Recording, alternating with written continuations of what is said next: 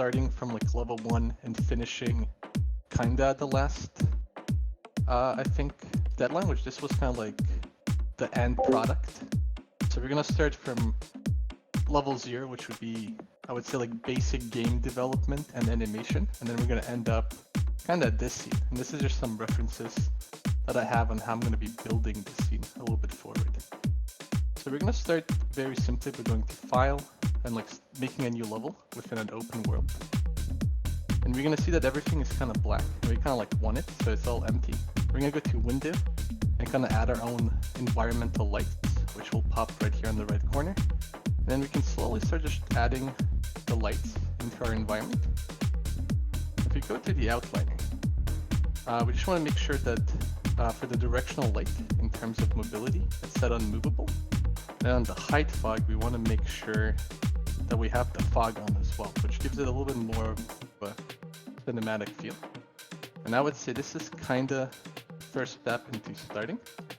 And then we want to kind of save this would be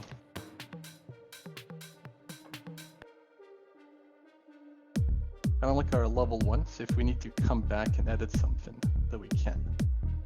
So now that we have this, we have our light, so we can kind of start by going forward. So I started by kind of basing my animation on those two photos over here. So we kind of have stairs at the back and a very like a long, I would say like a bridge type of idea in the front.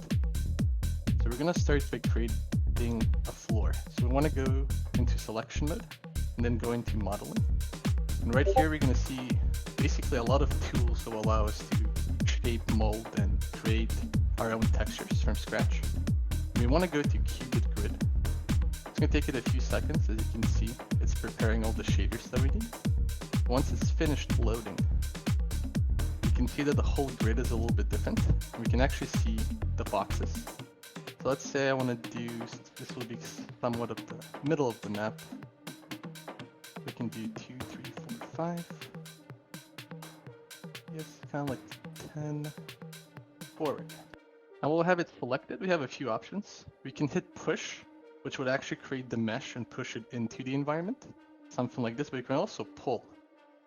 And then I want to pull it at least twice just to create a strong foundation. And then we can kind of hit accept.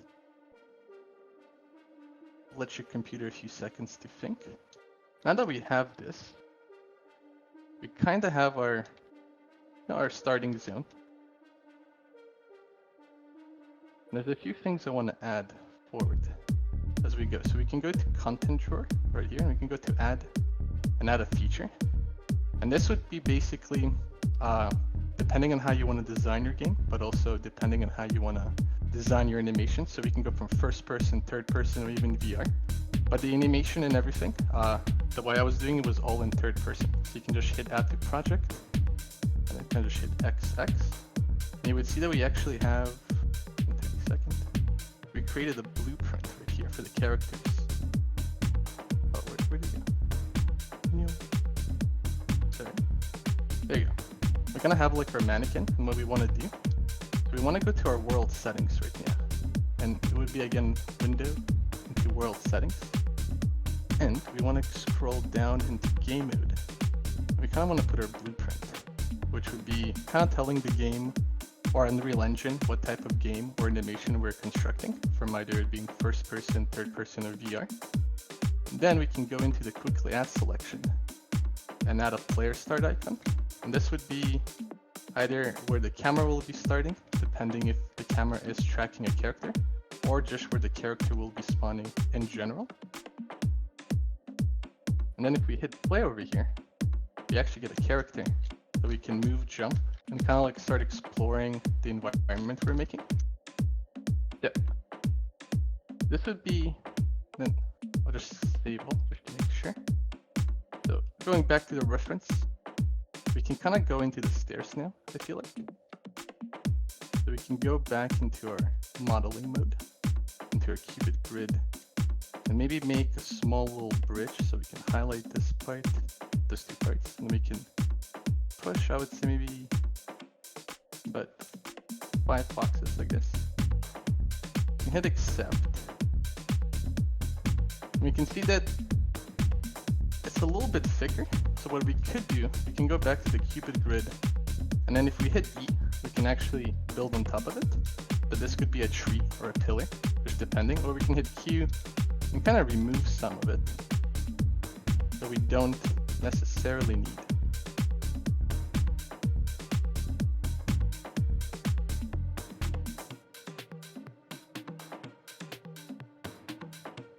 I feel like this is a little bit better. And now we can go to the stairs. Alright, so the stairs are pretty cool. You can see at the top left area, I guess, within the outliner. We have a stair type, so we can choose if we want a linear, which would be kind of your generic game stairs. We can go into floating, which kind of like removes the ramp at the bottom. We can go to a more curved shape of the stair. And we can also go into a spiral, which makes the bottom area a little bit more empty. But we're going to go just for the linear. We can kind of control how many steps we want, so kind of enjoy 5. And then the width. So each box right here is always going to be 100. So if we have 1, 2, 3, 4, 5, 6, 7 boxes, we want to make the width 700. And then if we go right here, position it, and it should fit perfectly. And then we could rotate the stairs, of course.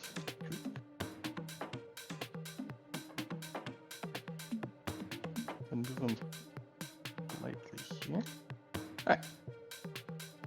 Now we can play around with the height and the depth. So right now we have it at 25. I mean at 20, sorry. And we can put it at 25, which would make them a little higher. And the depth, I feel like at 45, just to give it a bigger look. We can kind of save it right here. Alright, now we kind of have this. We can go back into our play mode. We kind of examine that right here in the middle kind of had the Torii in the building, so we can slowly start filling this more. So let's duplicate a few more stairs by going back into our modeling. I'm going to go poly edit. If you click right here with your left mouse button, you can actually select this whole material, and if we hit extrude, we can actually create new material within it. Let's say 2 boxes should be fine, and then we can kind of hit accept.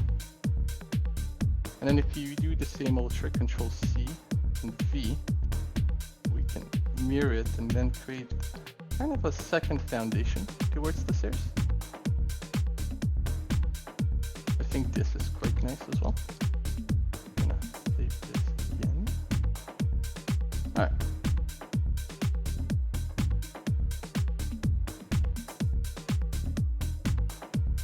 You can also then transport this over here.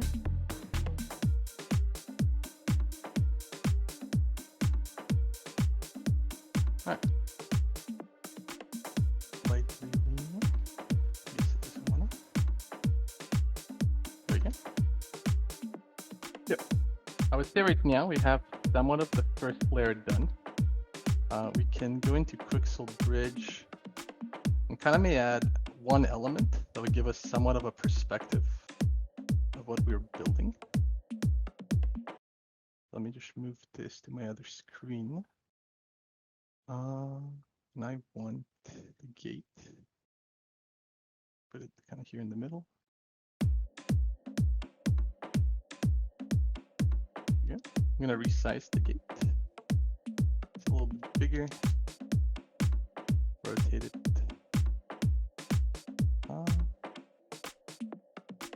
And drop it a tiny bit. Actually, maybe. So right now, if we go back to our reference photo, you can see we have the gate, we have the stairs, and we have our foundation, which stretches outward. And we can start filling the environment around, I would say, which would be somewhat where we would put our vegetation or any like trees or plants. So what we want to do, save all, we can go back into actually a creator form, and we could create, let's say a sphere, and just position it, hit accept. Then we want to resize the sphere a little bit. And then dash it over right here. I think just a tiny bit bigger, so we have more to work with. All right. Now what we want to do is we want to go to the mesh, and we can see that right now there's about 5,000 polygons, and that's quite a lot to work with. So what we want to do is maybe reduce it by a 10x, so it's more flexible and stretchy for us. And once we're here, we can actually go to our deform tool and go to like our sculpting tool, and we can select move, which will slowly, well, let the computer think for a tiny second. We can actually adjust the brush size, so I think putting it to the max. And you can hear like around the outliner, there's like a line which is going from the crosshair. That would kind of tell you the direction we're going to be pulling all the pixels. So let's start slowly pulling it forward a little bit from here. And then we're going to start slowly by creating, I guess, like some type of landscape where we're going to be putting our trees and things like that. And we don't want to stretch it too much because we're only working with 500 polygons, but we just want to transform it to a necessary shape so we can start kind of stretching it further. So let me just put it into the right position.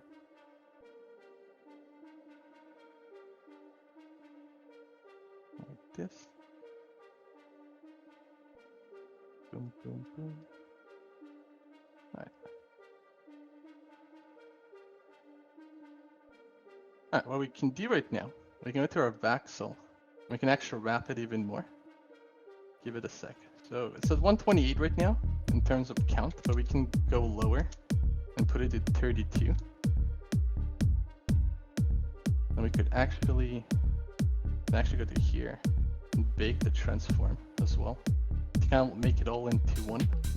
And if you go back to our deform, sorry, we voxel wrap it and go into our deform, we can go to our vertex sculpt where we were, and we can now, one tiny second, my Unreal Engine froze a tiny bit. Oh, yeah, we're back. We can start pulling the mesh a little bit better since we wrapped it. I don't want to stretch it too much, but just to get it into a nice position, round it up a bit. Make sure I'm covering a little bit of the edges that I don't want to be shown. And then right now we're going to be making new pixels because we're kind of running out of room. So we want to go into the Manic Sculpt, which will allow us to actually create new pixels in real time as we're creating this length. And then we can sculpt a little bit further to cover fully our landscape.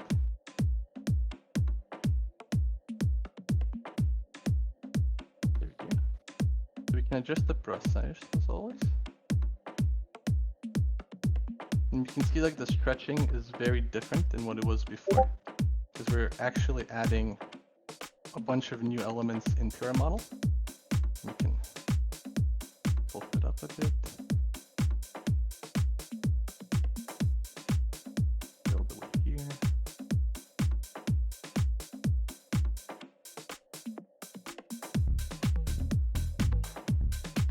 And kind of fully cover one section or map.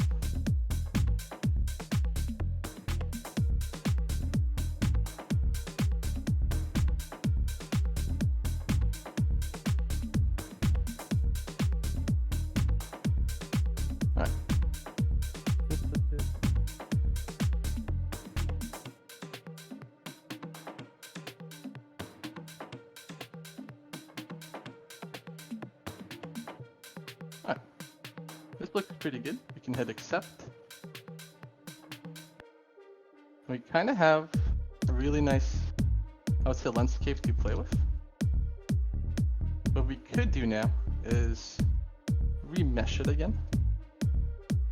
So it's 15K, so let's say we will go to 5,000.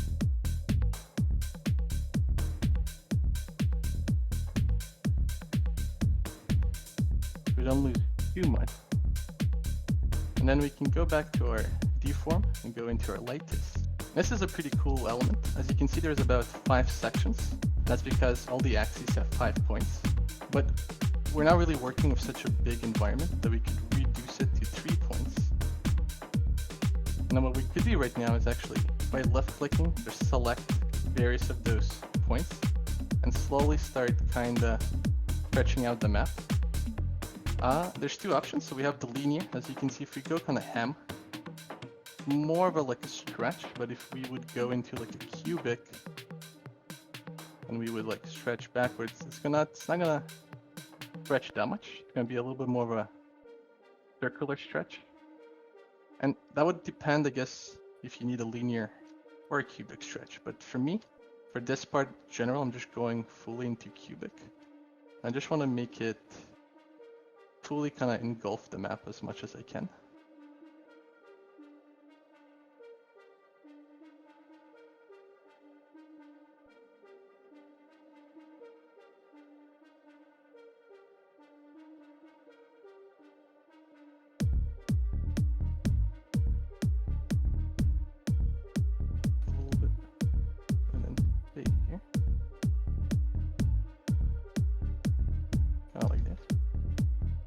Alright, we can hit accept. Now what we want to do is we can actually Control-C, Control-V and get another one of this. And if we go right here to the scale and we put a -1, we can actually just fully flip it on the axis and just put it right in here. They kind of have the same rotation. And we can go to the X form and kind of duplicate the mesh, which would create a new separate object for us to play around and edit. It's gonna take a tiny second for your computer just to think about it. Once this is done, we can actually do the same thing and go to our deform and kinda play around with this a bit, just so it doesn't look exactly the same, so there's a little bit of a uniqueness in each angle of the animation or the game we're playing. So I want to maybe lower it a bit, stretch this, go like this, a little bit more forward down, maybe I want to increase this part. Yeah.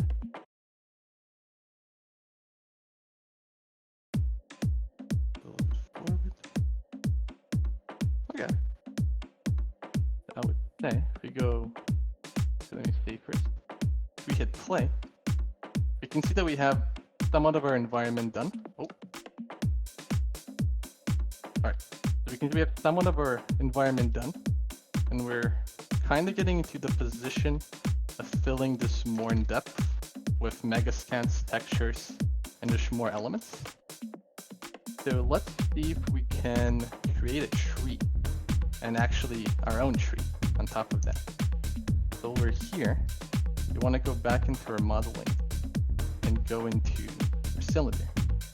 We place the cylinder right here, and we can go to our modeling, to our poly, and then we can extrude the top, just like we did with the stairs, but creating more material to the very top. We can kind of just hit accept.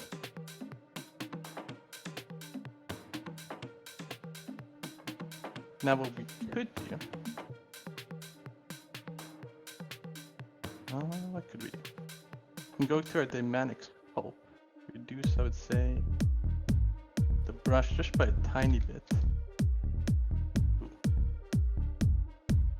Even more tiny, I would say. Actually, move.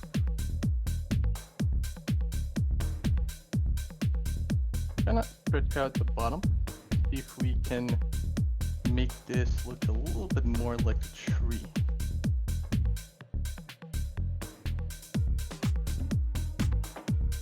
And if we make this tinier,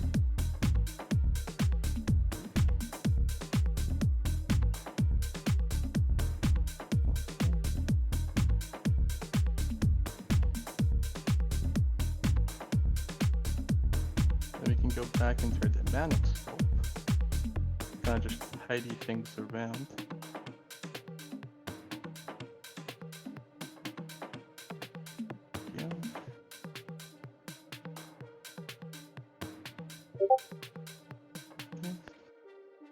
We're not trying to be too perfect because a lot of what we're creating will be reskinned and remeshed, but we're just trying to give it a nice environment so when we do put textures on it, it will look nice.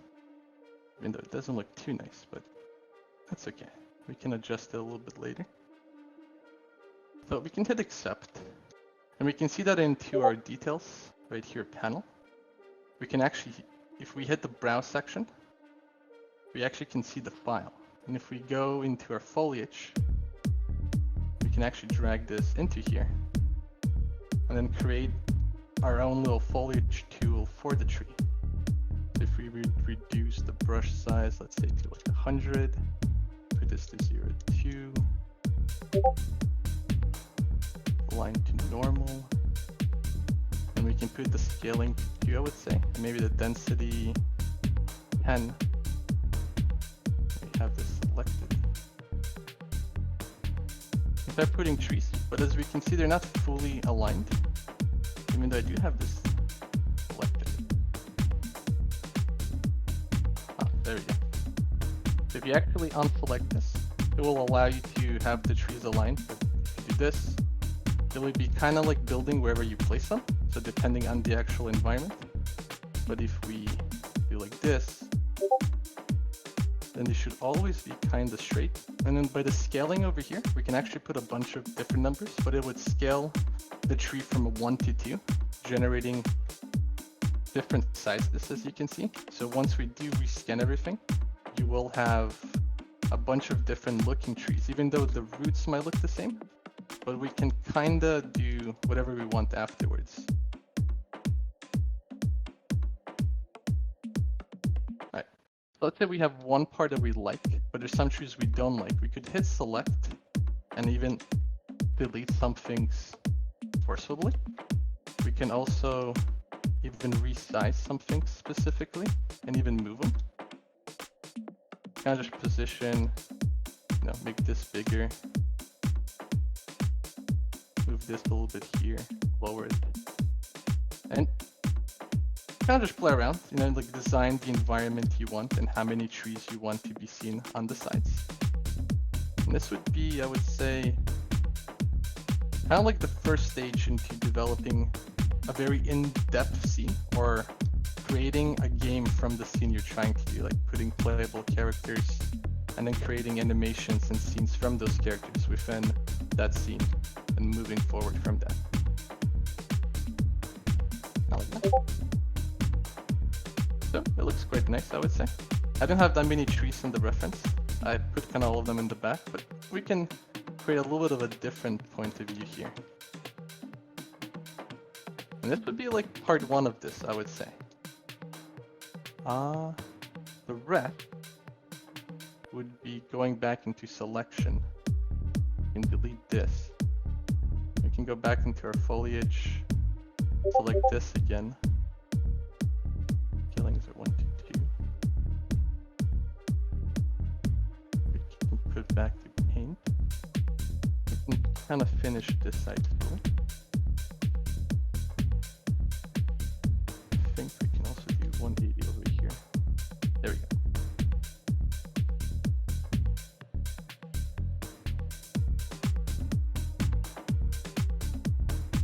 Okay.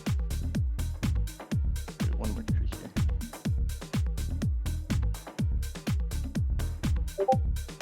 Lower this, make this a bit.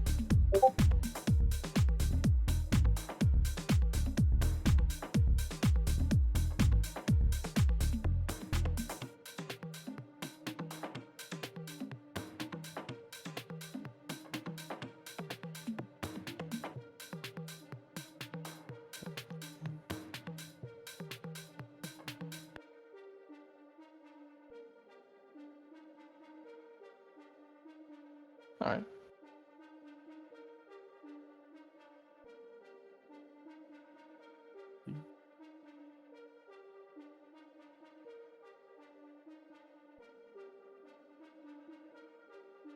All right. Now if we go back into our play mode, we're gonna have our trees. Nothing skinned or any textures, but we kind of have a really good, I would say, setup into the very first part of our scene. And this could be, I think, part 1, if everyone's okay to kind of like finish here. And the next lesson, we can kind of look on how to adding textures, reskinning the textures, and making like the trees move with the wind. So if there is, I guess, any specific questions or something to review, I can go over it right now. But this would be, I would say, like part 1 into our